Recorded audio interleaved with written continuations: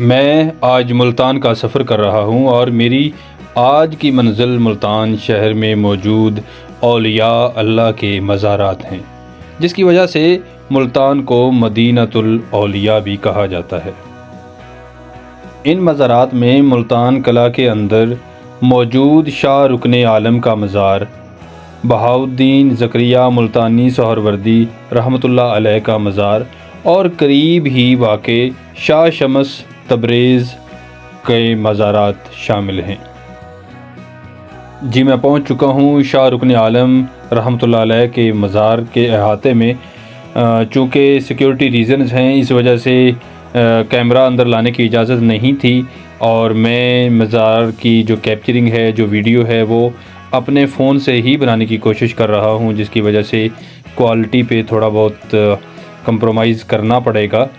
لیکن میں کوشش کروں گا کہ میں اس مزار کے تمام پہلوؤں کو، جو کہ تاریخی پہلو ہیں، جو کہ جمالیاتی اور فن تعمیر کے پہلو ہیں، انہیں پوری طرح کور کر سکوں تاکہ آپ دوستوں تک مستند معلومات پہنچائی جا سکے۔ شاہ رکن عالم کا اصل نام شیخ رکن الدین ابو الفتح تھا۔ آپ بہاؤالدین زکریا ملتانی کے پوتے تھے۔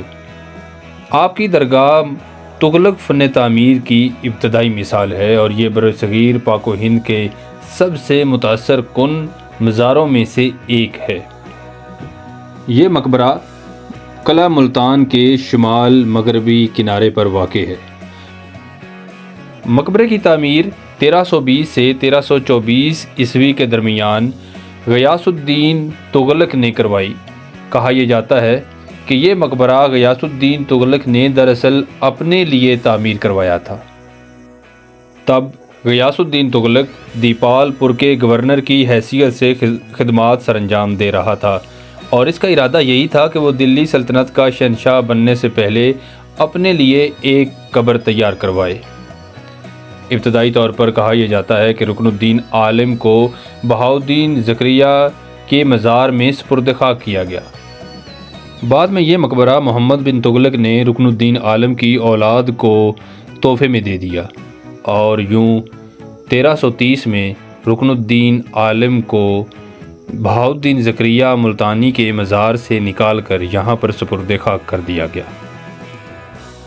یوں یہ مقبرہ یا مزار 7 صدیاں پرانا ہے۔ اس کی چار دیواری 1081 فٹ طویل ہے۔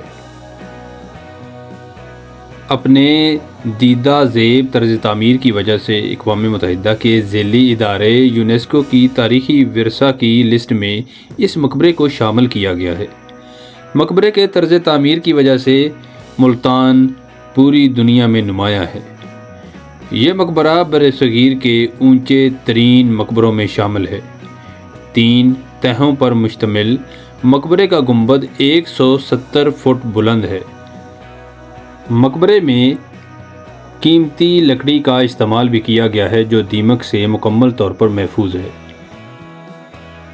مقبرے کا ڈھانچہ 3 درجوں پر مشتمل ہے۔ پہلے درجے کا قطر 15 میٹر ہے اور دیواروں کی لمبائی 4 فٹ ہے۔ پہلے درجے میں لکڑی کے بینڈ بھی شامل کیے گئے ہیں۔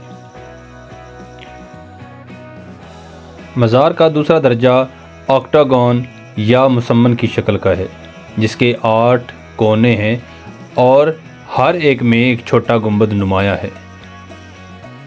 مزار کا تیسرا درجہ یا تیسری منزل گنبد پر مشتمل ہے، جس کا قطر تقریباً 15 میٹر یا 45 فٹ کے قریب بنتا ہے۔ مزار کا اندرونی احاطہ کافی وسیع و عریض ہے، جہاں پر شاہ رکن عالم کی قبر مبارک کے علاوہ ان کے 72 رشتہ داروں کو بھی دفن کیا گیا ہے۔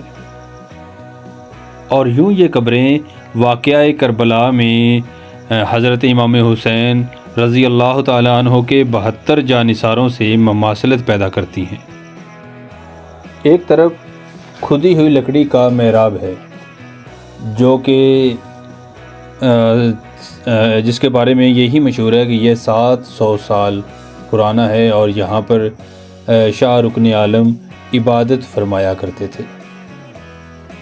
1970 کی دہائی میں محکمہ اوقاف نے اس مقبرے کی مکمل مرمت اور تزئین و آرائش کی۔ اور اس طرح مقبرے کے اندر گراں قدر اضافے بھی کیے گئے۔ مقبرے کے احاطے میں ایک خوبصورت مسجد بھی واقع ہے جو کہ سرخ اینٹوں سے ہی تعمیر کی گئی ہے۔ مقبرے کے اندر ابھی بھی تعمیراتی کام جاری تھا، جس کی وجہ سے زائرین کو کافی مشکلات کا سامنا بھی کرنا پڑتا ہے۔